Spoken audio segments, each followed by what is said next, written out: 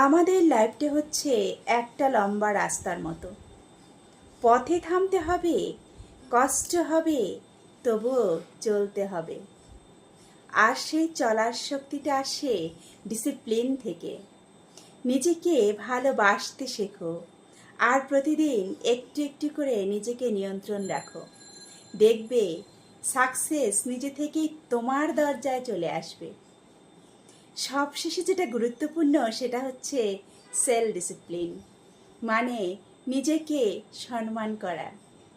তুমি নিজের সাথে যা প্রমিস করো সেটা রাখলেই তোমার নিজের উপর বিশ্বাস বাড়ে, আর সেই বিশ্বাসই তোমার ক্যারেক্টার গড়ে তোলে।